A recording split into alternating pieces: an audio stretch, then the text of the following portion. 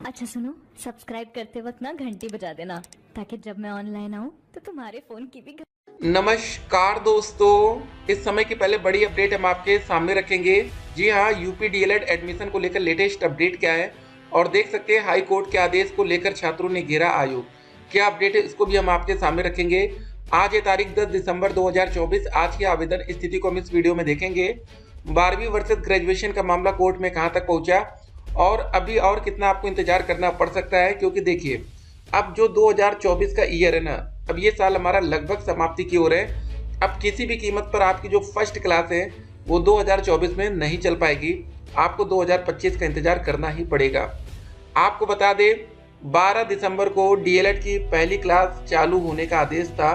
जी हाँ, 12 दिसंबर से आपका सेशन स्टार्ट हो जाता, लेकिन ठीक है कुछ बच्चों के चलते, जिन बच्चों ने भैया कोर्ट में केस को चैलेंज किया होगा, ठीक है कि 12वीं पास छात्रों को मौका मिलना चाहिए, इनके चक्कर में पूरा सत्र अब यहाँ पर लेट होता हुआ नजर आएगा। ठीक है, पूरी अपडेट अभी हम आपके सामने रखेंगे। नई प्राथमिक शिक्षक भर्ती के लिए शिक्षा सेवा चयन आयोग का घेराव हो रहा है। जी हाँ, अब भर्ती भी आएगी। देखिए आप लोग डीएलएड में एडमिशन क्यों ले रहे हैं, आपको पता होना चाहिए कि डीएलएड करके आपका आगे फ्यूचर, जो आपका भविष्य है वो सिक्योर है कि नहीं। पता चले कोई नौकरी मिल ही ना हो, आप इतनी मेहनत बेमतलब में कर रहे हो। नियम कानून सब आपको पता होना चाहिए। सिपाही की तर्ज पर होगी अब होमगार्ड जवानों की भर्ती। जी हाँ, 44,000 पदों के लिए होगी लिखित परीक्षा, जिलावार बनेगी मेरिट। 44,000 पदों पर वैकेंसी आने वाली है, इसके लिए भी तैयार रहिए। जल्द होगी 44,000 होमगार्डों की भर्ती। नियमावली को दिया जा रहा है अंतिम रूप, कई अहम बदलाव भी हो सकते हैं। सर इस बार एडमिशन नहीं होगा क्या? चलिए अभी आप लोग के सारे कमेंट्स का आंसर इस वीडियो में किया जाएगा। वीडियो हमारी इंपॉर्टेंट रहेगी आपके लिए, ठीक है, देखिएगा समझिएगा। और डीएलएड करके आगे नौकरी आपको कैसे लेनी है, टीचर में सैलरी क्या मिलेगी। देखिए दोस्तों, सैलरी ऐसी मिलती है ना कि आपका दिल खुश हो जाएगा। ठीक है, वेतन आयोग लगने के एक और चांसेस हैं।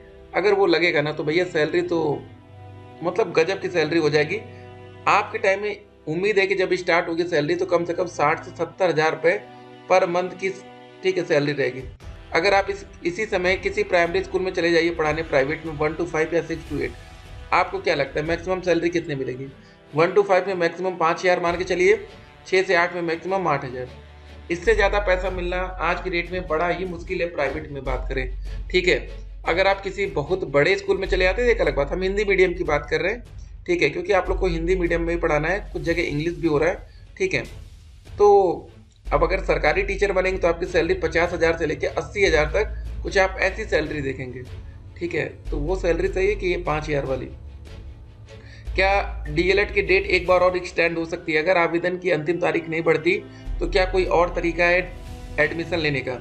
तो दोस्तों यहाँ पर देखिए, बहुत से ऐसे बच्चे थे जिन बच्चों ने फॉर्म भरा था, लेकिन वो बच्चे कहीं और एडमिशन ले चुके हैं। लेकिन कुछ ऐसे भी बच्चे हैं जिन बच्चों ने फॉर्म नहीं भरा है, लेकिन उनको तब भी डीएलएड में ही एडमिशन चाहिए। तो क्या हो सकता है उनके साथ, और स्टेट रैंक को लेकर क्या अपडेट होगी, काउंसलिंग का क्या प्रोसेस होगा, करेक्शन की डेट क्या होगी, डायरेक्ट एडमिशन, ये दोस्तों आफ्टर काउंसलिंग होता है। काउंसलिंग का एक राउंड कंप्लीट होगा, 2 राउंड हो जाएगा, उसके बाद ठीक है डायरेक्ट एडमिशन की बात आती है, डायरेक्ट कॉलेज की कट ऑफ क्या जाएगी, सब कुछ देखेंगे। ये दोस्तों हाई कोर्ट वाला कौन सा मैटर है जो आपके सामने यहाँ पर दिख रहा है, बच्चे दिख रहे हैं। ये दोस्तों परिषदीय स्कूलों में नए शिक्षक भर्ती के लिए विज्ञापन जारी करने की मांग कर रहे हैं। डीएलएड के अभ्यर्थियों ने सोमवार को शिक्षा सेवा चयन आयोग का घेराव किया है। ये दोस्तों बच्चे हमारे डीएलएड बीटीसी के ही हैं। जिन बच्चों ने पहले डीएलएड का कोर्स या बीटीसी का कोर्स कर लिया है, वो बच्चे आपके लिए आवाज उठा रहे हैं। परिषदीय प्राथमिक स्कूलों में 68,500 शिक्षक भर्ती में रिक्त 27,713 पदों पर नया विज्ञापन जारी करने की मांग को लेकर डीएलएड अभ्यर्थियों ने सोमवार को शिक्षा सेवा चयन आयोग एलनगंज का घेराव किया। ठीक है, यहाँ पर देख सकते हैं बच्चे मेहनत कर रहे हैं। और चलिए अब आप लोग के कमेंट का पहले आंसर करते हैं कि क्या और अपडेट है। सर इस बार एडमिशन नहीं होगा क्या? देखिए अगर आपने आवेदन किया 2024 बैच में, आपको एडमिशन जरूर मिलेगा। आपके बैच का नाम 2024 रहेगा, हो सकता है कि आपका एडमिशन 2025 में हो। बीटीसी की स्टडी कब से करें? सर यूपी का आधार कार्ड नंबर दिल्ली के एड्रेस पर चेंज हो गया है, तो प्लीज़ सर किस एड्रेस पर हो? देखिए आपके पास उत्तर प्रदेश का निवास प्रमाण पत्र होना जरूरी है, ध्यान दीजिएगा, निवास डोमिसाइल सर्टिफिकेट। आपने फॉर्म भरते समय अगर आपने यूपी डाला होगा राज्य अपना, तो निवास यहाँ का आपसे मांगा जाएगा। ठीक है, इसको ध्यान में रखिएगा। बीटीसी की स्टडी अभी फिलहाल आप लोग जो भी कर रहे हो करिए। ठीक है, क्योंकि जब आप लोग की पहली क्लास शुरू होगी उसके बाद 6 महीने के बाद ही आपका एग्जाम होगा, तो पढ़ने के लिए आपको पूरा प्रॉपर समय दिया जाएगा, उसको लेकर परेशान नहीं होना है। सर मुझे मेरे पापा का इनकम सर्टिफिकेट चाहिए कि हस्बैंड का, दोनों में से किसका? इसकी चलिए अपडेट हम आपको आगे बताएंगे जब आपका स्कॉलरशिप का फॉर्म आएगा, अभी इतनी दूर का मत सोचिए। सर मेरा टोटल 227 है और जनरल में है। डैट कॉलेज का चांस जनरल में बिल्कुल भी नहीं रहेगा, अगर आप AWS होता है तो चांस बनता है। सर रैंक लिस्ट कब तक आएगा, एक कंफर्म डेट बता दीजिए प्लीज सर। देखिए कंफर्म डेट हम क्यों नहीं बता पाते आपको क्यों लगता है कि हमें पता नहीं है? देखिए बात जब कोर्ट में जाता है ना मामला, ठीक है, अभी आप लोग कभी कोर्ट के चक्कर में फंसे नहीं होंगे, इसलिए आपको लगता होगा कि बड़ा ही इजी होता है प्रोसेस, ऐसा नहीं होता। सिंगल बेंच का जो फैसला आया है उसमें एक बात रखी गई कि 12वीं पास छात्रों को DLED में एडमिशन का मौका मिलना चाहिए, ठीक है। अगर PNP को ये है कि हम 12वीं पास छात्रों को मौका नहीं देंगे तो उसके लिए इनको क्या होगा, उससे बड़ी बेंच में, सिंगल के बाद डबल बेंच के बाद सुप्रीम कोर्ट, तो इनको डबल बेंच में जाकर जो 12वीं पास छात्रों को मौका मिला था उस आदेश पर स्टे लेना पड़ेगा, उसके बाद प्रोसेस शुरू हो जाएगा। पहले काउंसलिंग तो हो, टीचर कैसे बने इसके बारे में बाद में बताइएगा। जी हाँ बिल्कुल, देखिए लेकिन आपको यूपी में टीचर बनने के लिए भी पता होना चाहिए कि 40% या एकेडमिक लगता है, 60% सुपर टेट लगता है। जी हाँ, बहुत से बच्चों का एकेडमिक नंबर बहुत ही कम होता है, तो उनके लिए एक विकल्प आता है BPSC। बिहार में जो वैकेंसी और जगह आती है वहाँ पर आपका एकेडमिक नहीं लिया जाता, सीधे सुपर टेट के माध्यम से नौकरी मिलती है। तो सारी बातें आप आज जानेंगे तो DLED में एडमिशन में आपको फायदा होगा, बाद में आने के बाद पछताना नहीं है। सर जी मेरा 207 नंबर है, आपको प्राइवेट कॉलेज मिल पाएगा। सर BTC की स्टेट रैंक कब आएगी, यूपी स्कॉलरशिप? देखिए स्टेट रैंक आने का मतलब नहीं, आपकी जो पहली क्लास शुरू होगी उससे मतलब रहेगा। सर हम DLED के चक्कर में किसी और में एडमिशन नहीं लिए, साल बर्बाद ना हो जाए। देखिए समय तो काफ़ी ज़्यादा बर्बाद हो चुका है, ये बात एकदम सही है। टाइम बताइए कहाँ, आप लोग जुलाई से इंतजार कर रहे होंगे और आज हम लोग दिसंबर का महीना भी समाप्ति की ओर है। सर कब तक आ सकता है स्टेट रैंक, थोड़ा सा इंतजार करिए। सर काउंसलिंग कब होगा ये बताइए, ठीक है, सब्र करिए, जल्दी अपडेट हम आप तक पहुंचाएंगे। सर मैं MA प्राइवेट से कर रही हूँ, इस साल लास्ट ईयर है, तो DLED करूँगी तो कोई प्रॉब्लम तो नहीं होगा?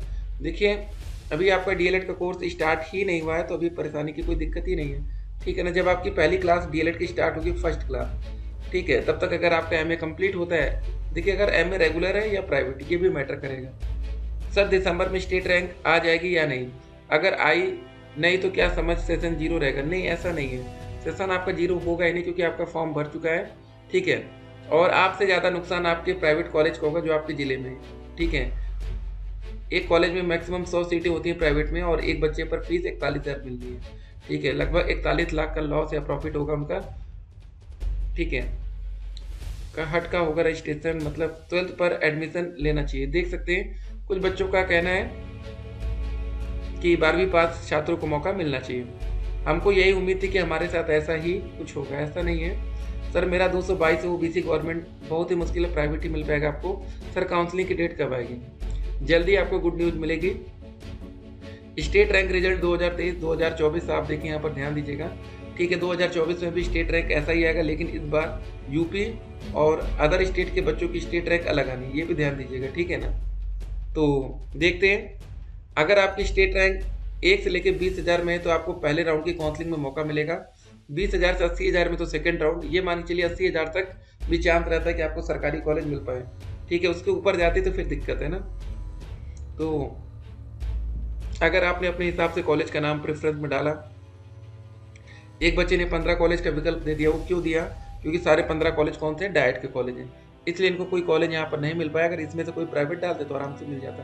तो ये मत सोचिएगा कि आरक्षण का फायदा देखिए, एक बच्चे की 18,000 रैंक है और एक बच्चे की 19,560 रैंक है।